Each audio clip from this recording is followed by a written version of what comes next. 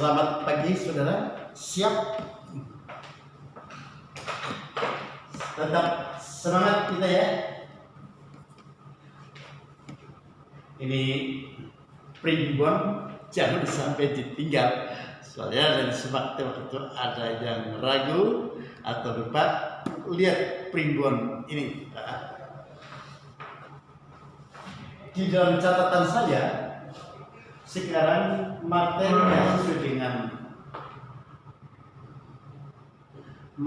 sesuai dengan SAP atau Satuan Acara Perkuliahan, yang sekarang istilah ini diganti dengan RPS. Maka materi pada hari ini membicarakan tentang anak luar kawin atau Naturkinderen.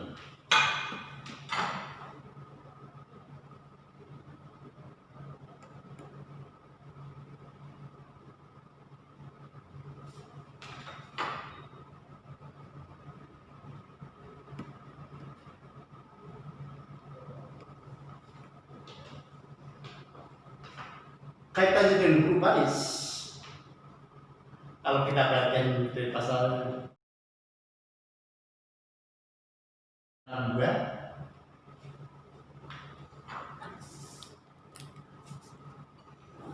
sampai 873, inilah mengatur mengenai hak-hak anak luar kawin kaitannya dengan suatu warisan. Terlebih dulu harus kita pahami apa yang dimaksud dengan anak luar kawin itu. Anak luar kawin adalah anak yang dilahirkan di luar ikatan perkawinan. Sekali lagi, anak luar kawin atau Naturkinderen ini sebenarnya anak alam. Ya, anak alam karena tidak ada bapaknya kok melahirkan. Anak luar kawin adalah anak yang dilahirkan di luar ikatan perkawinan. Kalau kita bandingkan dengan berbagai sistem hukum di Indonesia, kalau dalam hukum adat, dan hukum adat juga mengenal adanya anak luar kawin. Dan anak luar kawin menurut hukum adat ini mempunyai hubungan darah dengan ibu maupun keluarga ibunya. Tujuan dalam hukum Islam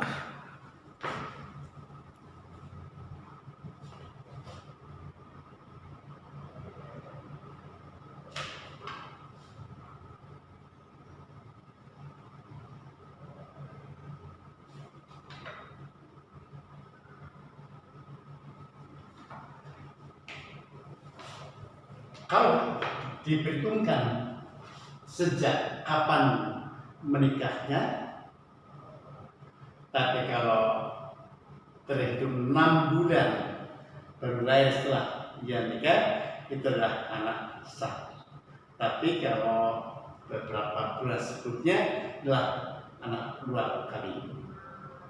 Jadi kalau orang hamil rata-rata 9 bulan, lalu kok baru 6 bulan itu lahir, anak sah. Tapi kalau nikahnya beberapa bulan, kok lahir, ini adalah anak luar kawin.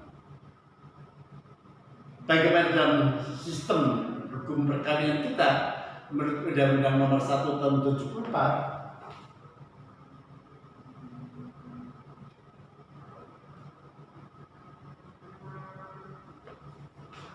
kalau kita perhatikan pada pasal 43, ini juga mengatur tentang anak luar kawin, yaitu anak yang lahir di luar ikatan perkawinan yang sah.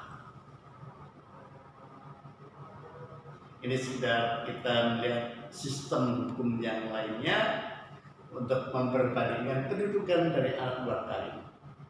Bagaimana dalam diri?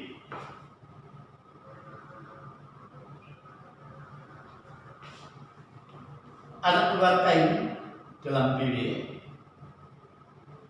anak luar kawin tersebut tidak ada hubungan perdata dengan ibunya maupun keluarga si ibu. Jadi misalnya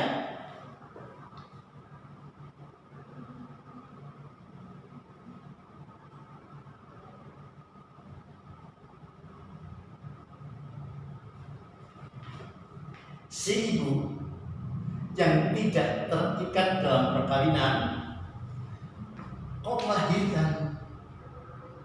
Inilah X adalah anak luar kawin. Di sini tidak ada hubungan perdata antara F dan X.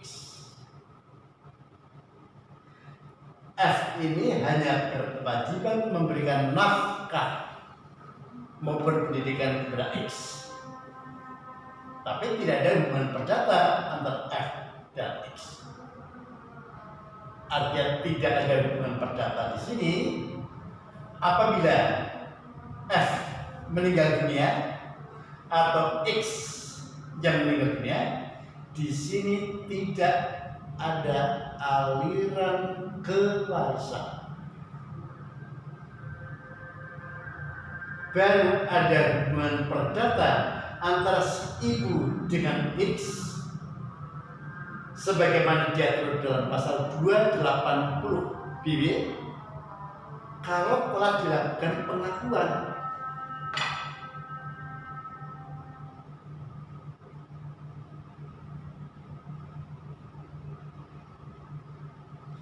Kalau telah dilakukan pengakuan kepada pengadilan negeri, maka disinilah baru ada hubungan perdata. Memang sekilas aneh, belum jelas-jelas ibu yang melahirkan kok harus melakukan pengakuan. Ya memang hubungan begitu. Karena pandangan hidup dan pola pikir Belanda ya jangan disamakan dengan kita. Di sini saya ulangi lagi, baru ada hubungan perdata kalau telah dilakukan oleh F terhadap anak yang dilahirkan. Jadi kalau suatu ketika F meninggal dunia, ini akan tampil sebagai ahli waris. Bagaimana terhadap si pria lain?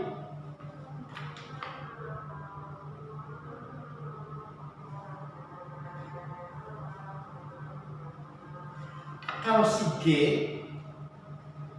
dia akan melakukan pengakuan terhadap anak yang dilahirkan oleh F. Dia harus terlebih dulu memperoleh persetujuan dari F sebagaimana diatur di dalam 284 BW.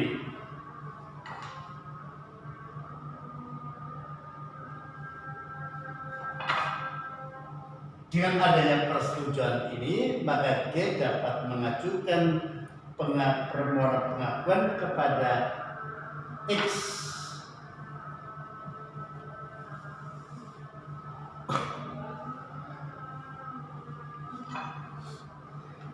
Dengan demikian, kalau ternyata memperoleh persetujuan dan dikabulkan oleh pengadilan, maka X ini mempunyai hubungan perdata baik dengan F maupun juga terhadap G, sehingga masing-masing timbul kewajiban dari si G kepada X maupun F kepada X.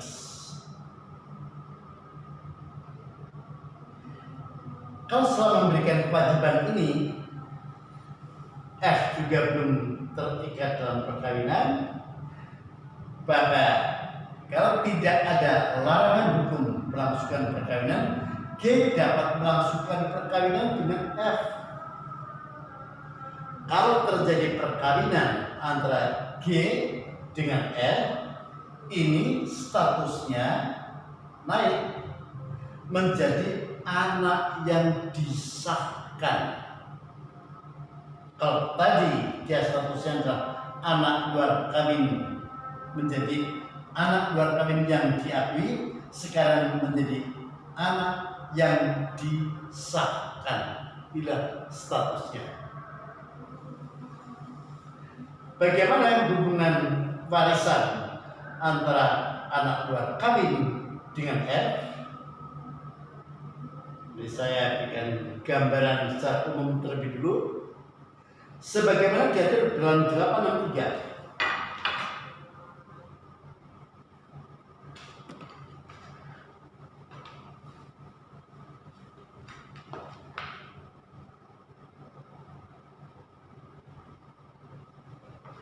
Sebagaimana diatur dalam pasal 83, maka si anak luar kawin ini nanti akan tampil sebagai ahli waris.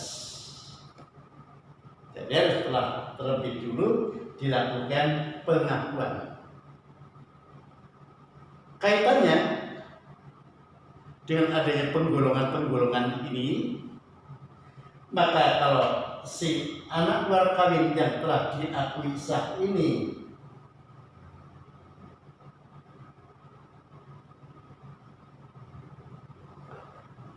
mewaris dengan golongan pertama, haknya adalah sepertiganya sedianya ia dilahirkan sebagai anak sah.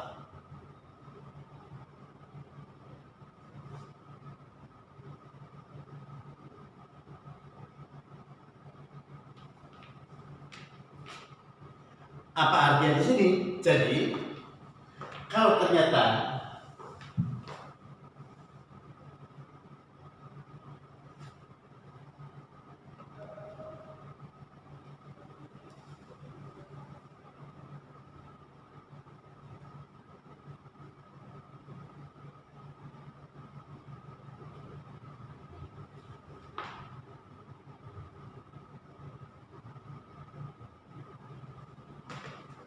di sini ada K, L, M.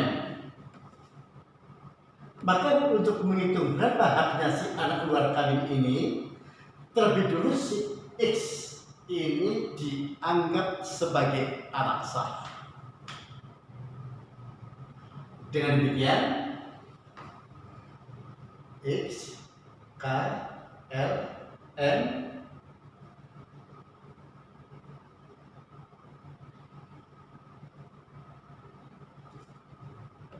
inilah haknya.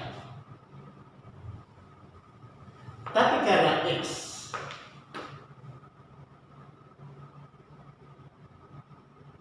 anak luar kawin, haknya ini mewaris bersama golongan pertama adalah sepertiganya. Sepertiga kali seperempat sama dengan 1/12. Dengan demikian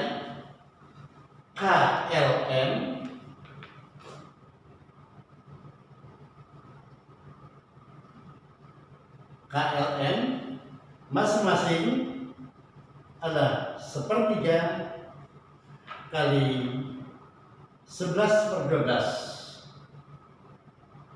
sama dengan 11/36. Inilah apa yang dimaksud dalam pasal 863. Maksudnya adalah setelah dianggap X ini ada anak sah masing-masing 1/4. Tapi karena X ini adalah anak luar kawin yang telah diakui sah mewaris bersama golongan pertama, haknya adalah sepertiganya. Sepertiga berapa? Sepertiga kali ia sedianya dilahirkan sebagai anak sah, yaitu sepertiga kali 1/4 sama dengan 1/12. Selanjutnya bagaimana? Menurut pasal 864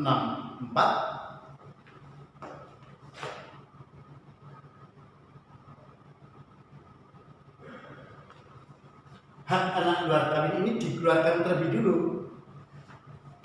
dengan dikeluarkannya hak anak luar kawin sebesar 1/12, maka di sini terdapat sisa harta peninggalan ini adalah 11/36. 11/36 ini nanti dibagikan kepada KLM. Jadi masing-masing dengan sisa 11/36, L juga sama, karena sisanya ini kan 11/12, ini juga sama. Ini kalau ternyata bahwa si anak luar kawin tersebut mewaris bersama ahli waris golongan pertama. Inilah ketentuan yang diatur pada 864. Dikeluarkan hak anak luar kawin sehingga sisa 11/12. Si 11/12 inilah untuk A, L, dan M. Selanjutnya, kalau masih pada 863, kalau si anak luar kawin ini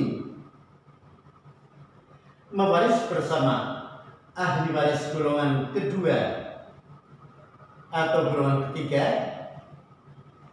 hak anak luar kawin ini adalah separuh budel.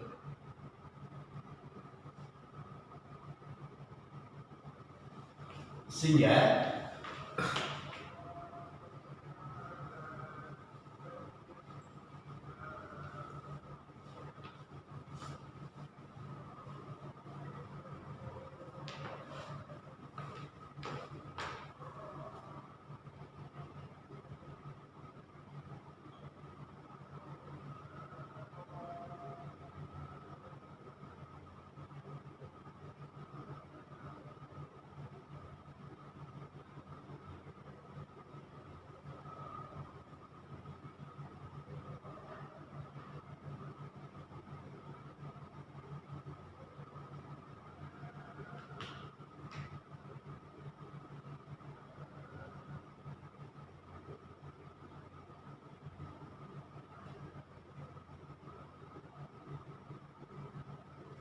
di sini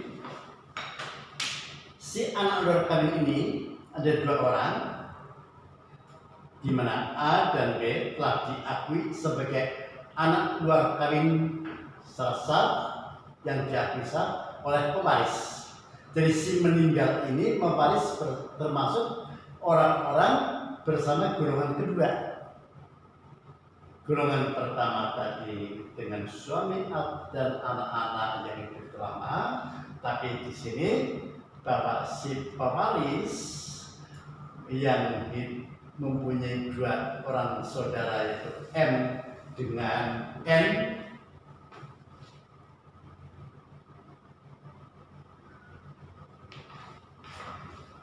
dan orang tua pewaris itu K dan L. Si anak luar kawin yang telah diakui sah ini, inilah haknya adalah setengahnya. Yang setengahnya berarti bahwa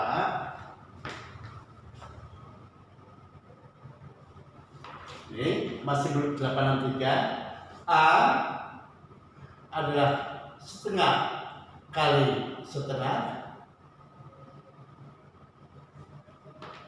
juga B adalah setengah kali setengah sama dengan 1/4. Ini hak anak luar kawin A dan B.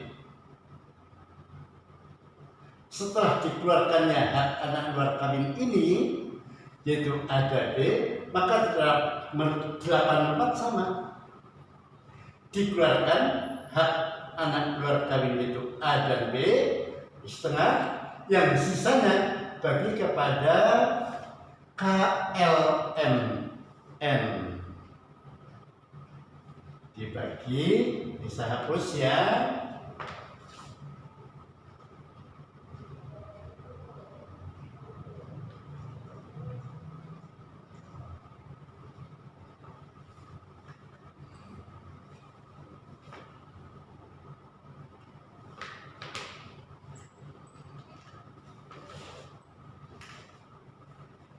dikemanakan? Di sini dikeluarkannya anak luar kawin sehingga terdapat sisa peninggalan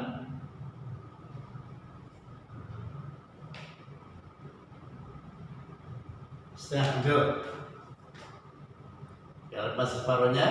Nah ini kita tetap menggunakan rumus-rumus terdahulu seperti disebutkan di dalam 854.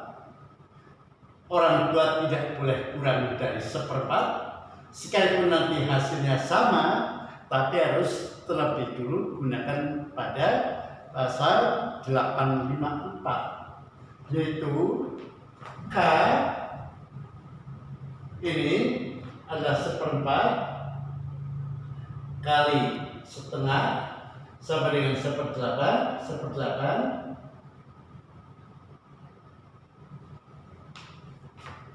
K adalah seperempat, sisanya adalah setengah. L juga sama, seperempat kali setengah sama dengan seperdelapan.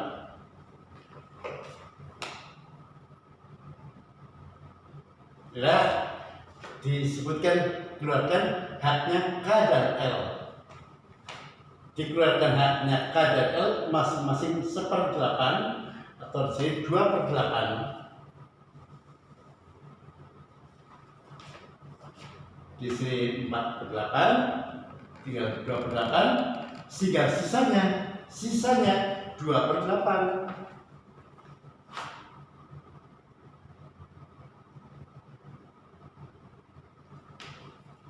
Dan sisa 2/8 inilah dibagikan kepada M dan N. M adalah setengah kali 2/8, juga N sama dengan setengah kali 2/8. 2/16. 2/16 juga sama dengan 1/8.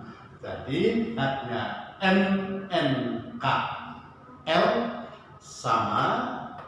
Terlebih dulu di sini karena hubungan darah lebih dekat antara A dan B terhadap pewaris daripada orang tuanya, sehingga hak anak luar kawin terlebih dulu keluarkan sebesar setengah.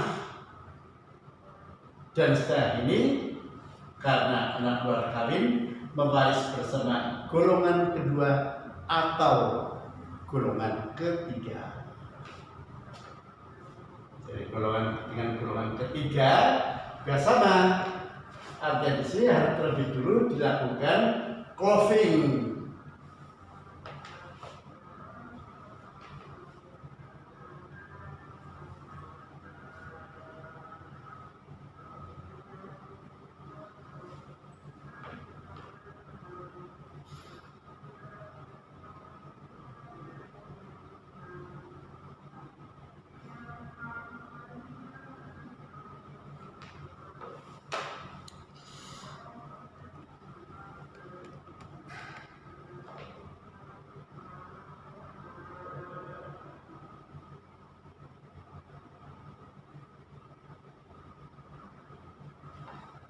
Jadi di sini kalau ternyata si anak luar kawin mewaris bersama ahli waris golongan ketiga, yaitu para ahli waris dengan garis lurus ke atas, baik melalui garis ayah maupun garis ibu. Sehingga di sini dilakukan cloving.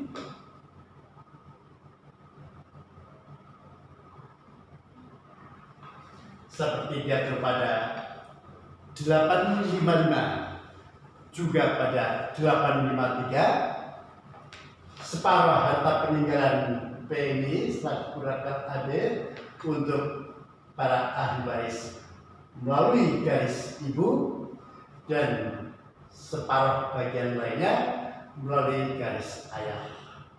Jadi gunakan dulu di sini setengahnya. Setengah di sini bagi dua, masing-masing seperempat.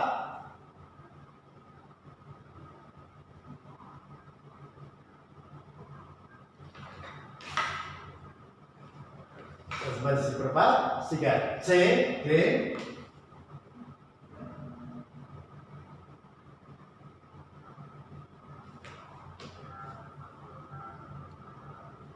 setelah juga kepada C dan D di sini nggak sama. Inilah pembagian kepada anak luar kawin yang mewaris dengan golongan pertama, golongan kedua, dan ketiga. Dibagi pula dengan golongan keempat. Ini berarti tidak ada ahli waris golongan ketiga.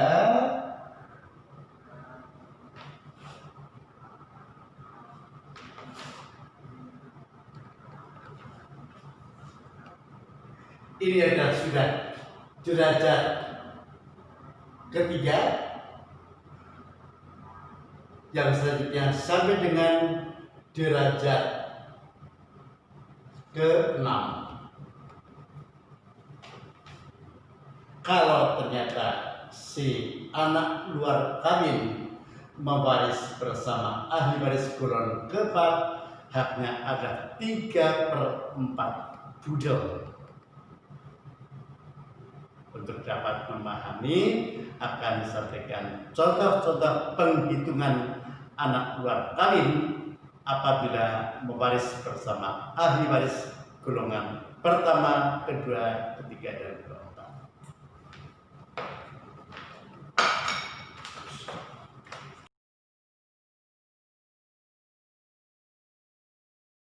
Untuk bisa memberikan gambaran secara konkret hak anak luar kawin mewaris dengan ahli waris golongan pertama.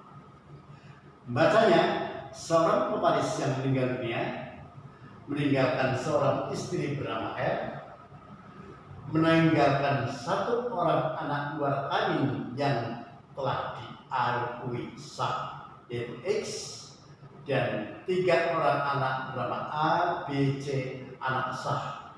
Jadi kalau ini anak luar kawin yang diakui oleh pewaris, sedang pewaris melangsungkan perkawinannya dengan F, mempunyai 3 orang anak sah.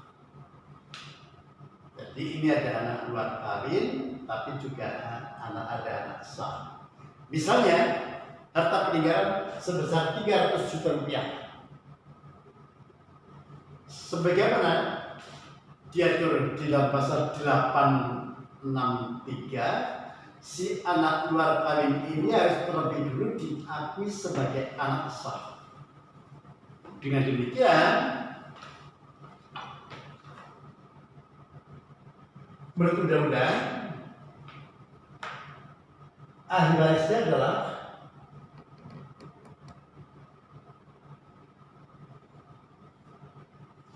F, A, B, C, X. F, A, B, C, X. Inilah. Dan pembagiannya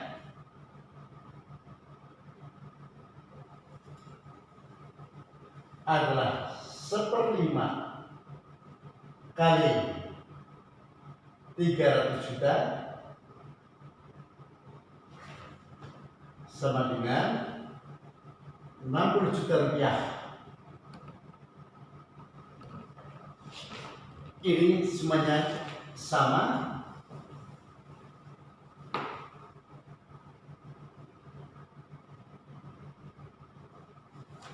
Jadi F 60 juta, A, B, C, X juga 60 juta.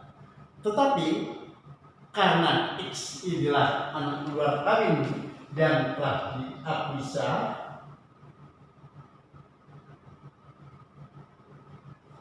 dan mewaris bersama ahli waris golongan pertama, inilah mengenai penggolongan jangan sampai terlupakan, adalah sepertiganya. Sepertiga kali sedianya yang dilahirkan sebagai anak sah, 60 juta.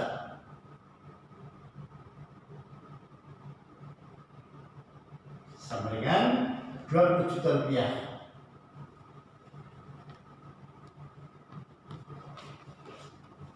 inilah haknya X selaku anak luar kawin. Bagaimana selanjutnya? Kita ingat pada 864 bahwa hak anak luar kawin terlebih dulu dikeluarkan. Maka di sini terdapat sisa harta peninggalan adalah 300 juta.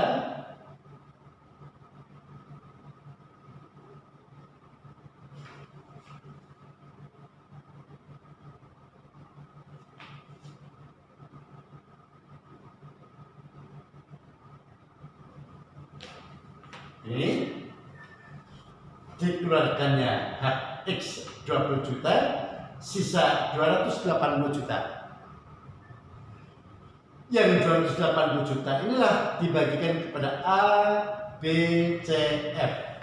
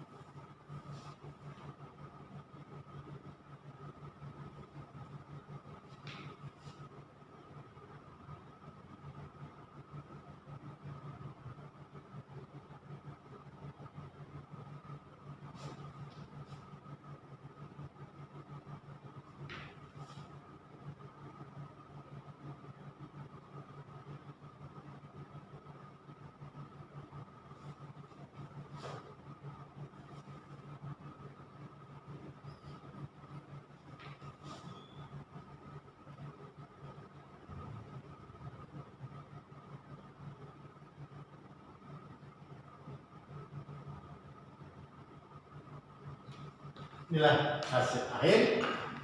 Dengan demikian bahwa si X ini nanti akan memperoleh warisan dari si P sebesar 20 juta rupiah, sedangkan A, B, C, dan F masing-masing 70 juta rupiah. Coba Anda renungkan dan pahami. Inilah untuk menentukan haknya si ahli waris. Kaitannya ada anak luar kawin yang telah diakui sah.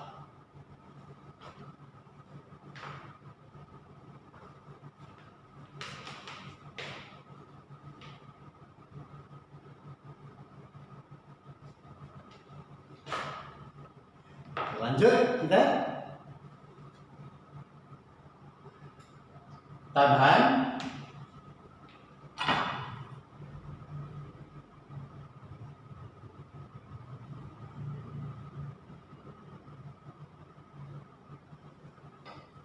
kalau ternyata di sini ada anak luar kawin tapi juga P menikah dengan F, di mana F telah mempunyai satu orang anak dengan pria lain yang bernama R. Harus Anda ingat-ingat bahwa R ini tidak ada hubungan darah dengan si pewaris, si meninggal, sehingga dia tidak akan tampil sebagai ahli waris. Baru anak-anak bawaan F maupun P sebelumnya ada hubungan darah kalau terdapat adanya si pewaris golongan kedua. Contoh lain lagi.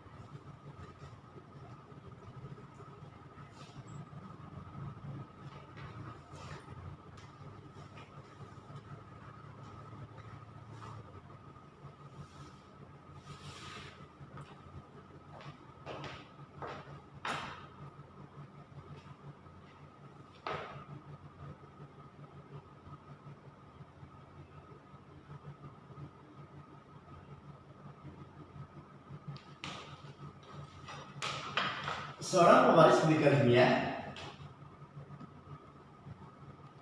mempunyai 3 orang anak luar kawin yang telah diakui sah. Tadi 1 orang, ternyata anak luar kawin yang telah diakui oleh P itu ada 3 orang, X, E, dan Z. Tapi juga pewaris mempunyai 3 orang anak sah, yaitu A, B, C, serta 1 orang istri bernama F. Apapunlah modelnya, kalau memang kita sudah menguasai asas-asasnya, nggak usah repot-repot. Siapa ahli waris menurut undang-undang?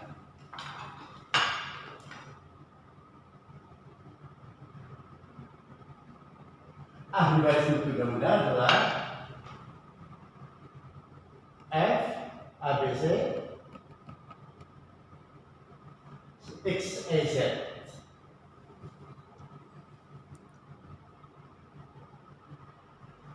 Berapa orang nih? 1, 2, 3, 4, 5, 6, 7 orang ya.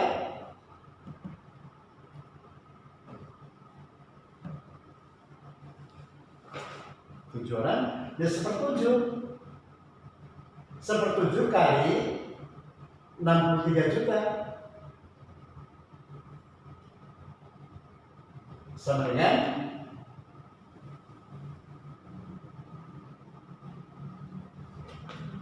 9 ya.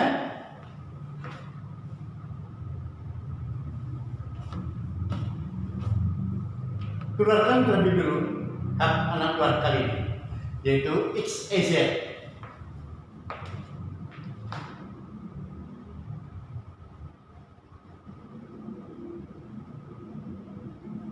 X, Y, Z karena pewaris bersama ahli waris pertama, maka X haknya adalah 1/3, yaitu 1/3 kali sedianya dia sebagai anak sah 9 juta.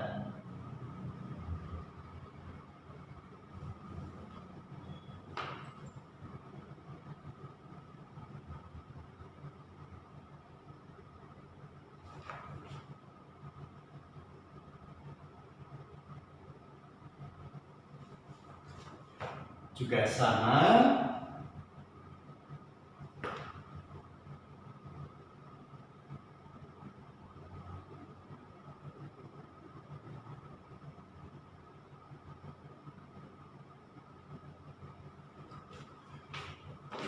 X nanti akan mewarisi harta peninggalan si P ini sebesar 3 juta, demikian juga E maupun Z.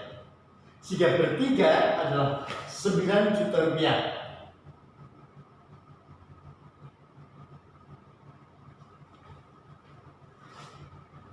Dengan demikian, kita kembali lagi ke pasal 864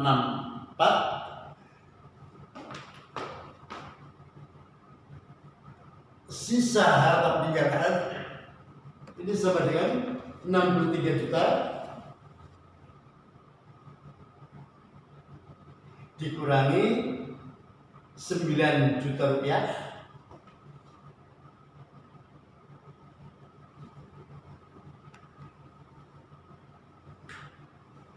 sama dengan 54 juta rupiah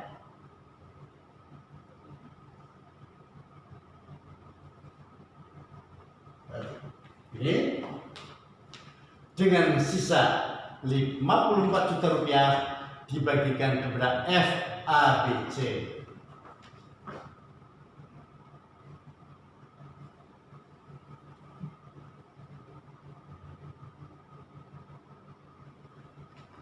Seperempat F, A, B, C.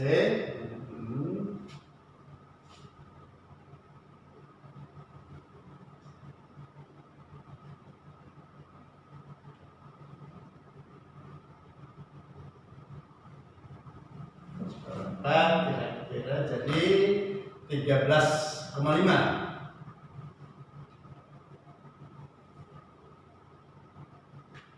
Sudah, saya hitung kembali sehingga F, A, B, C masing-masing 13.500.000, tapi untuk X, E, dan Z masing-masing 3 juta rupiah.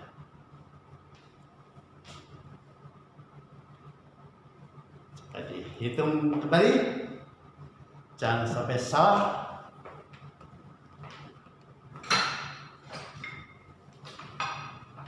Ini baru kalau ternyata mewaris dengan ahli waris golongan pertama.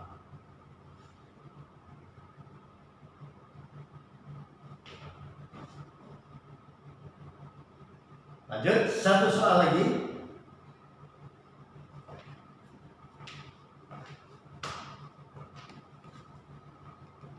Anak luar kawin mewaris dengan ahli waris golongan pertama. Sekarang sebagai contoh lagi, kalau anak luar kawin ini mewaris bersama ahli waris golongan kedua.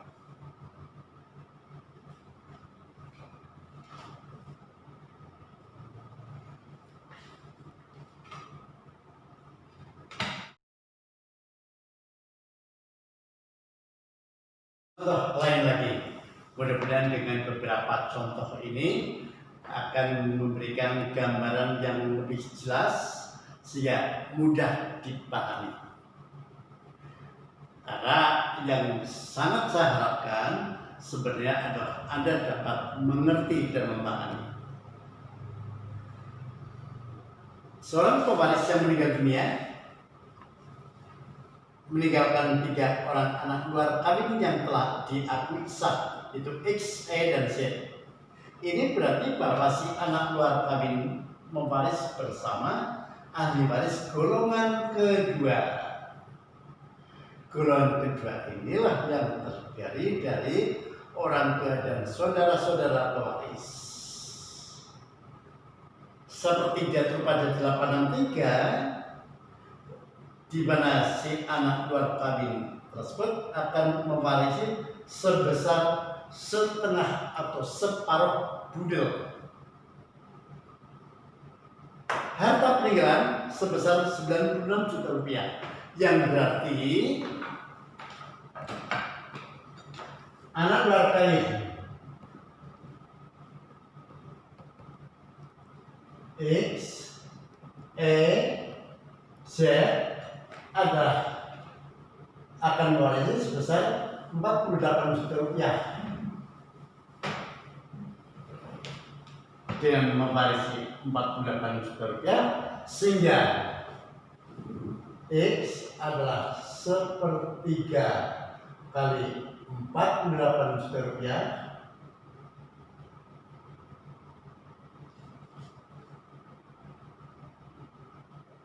sama dengan 16 juta rupiah. Demikian juga E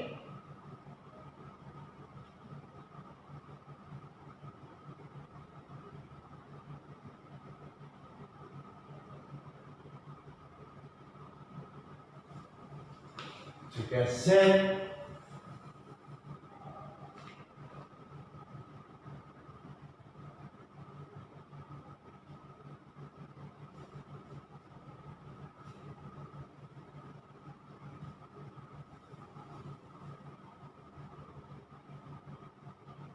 udah hak anak luar kawin X, E, dan Z masing-masing ada sebesar 16 juta rupiah. Ingat, ini ada orang tua pewaris yang masih hidup.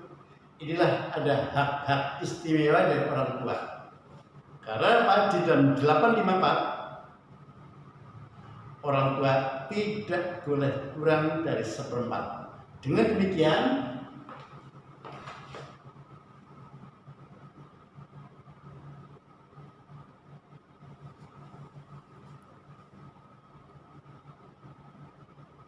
orang tua N adalah 1/4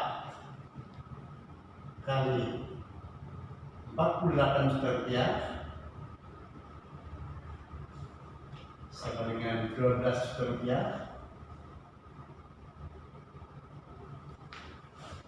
juga F.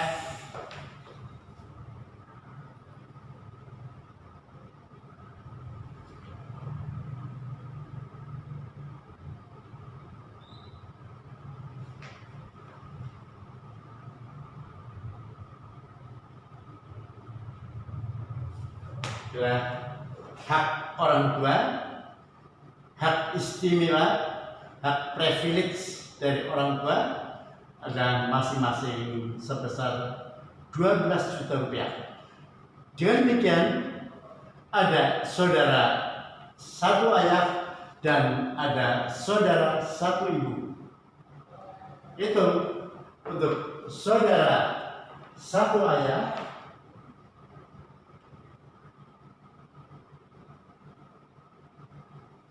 satu ayah terdiri dari A, B, C, D.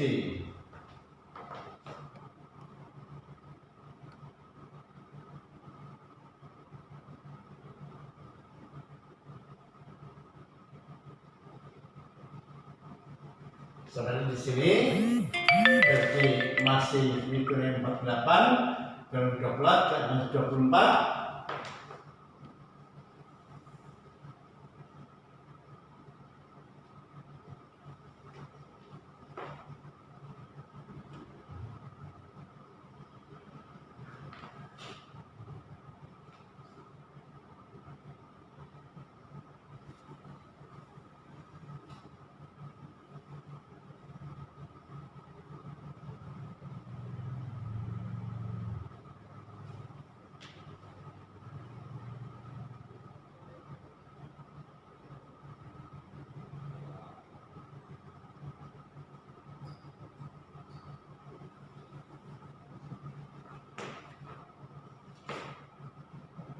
Inilah saudara satu ayah, sedangkan saudara satu ibu terdiri dari A, B, C, D, K.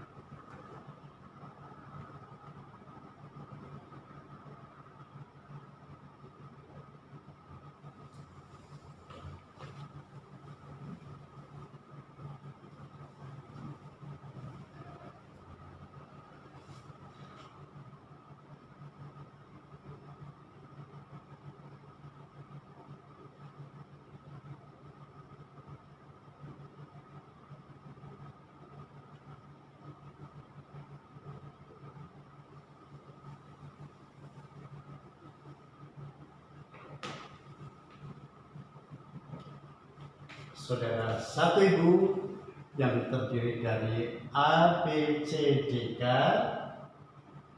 dan sekarang saudara satu ayah dan satu ibu.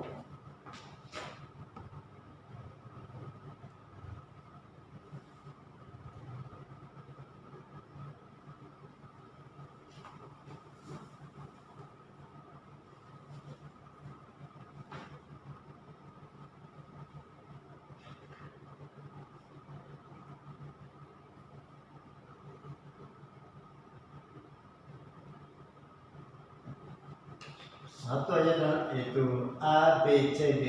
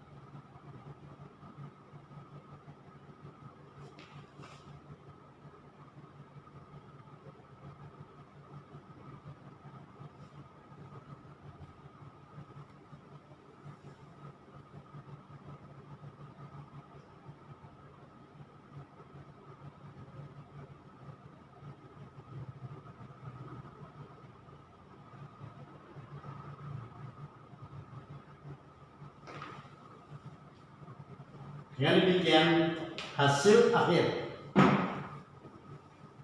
masing-masing anak luar kawin yang telah diakui sah masing-masing 16 juta rupiah, sedangkan saudara satu ibu yaitu yang bernama K sebesar 2.400.000 rupiah, tetapi untuk saudara satu ayah dan satu ibu yaitu A, B, C, D masing-masing 5.400.000 rupiah.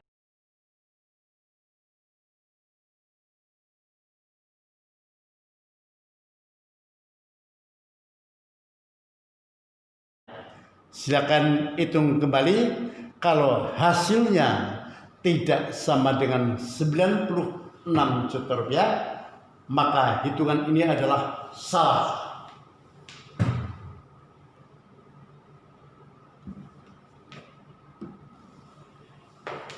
Baiklah saudara, inilah bahan-bahan dari materi pertama sampai dengan materi kelima yang nanti akan dijadikan bahan untuk menempuh ujian tengah semester.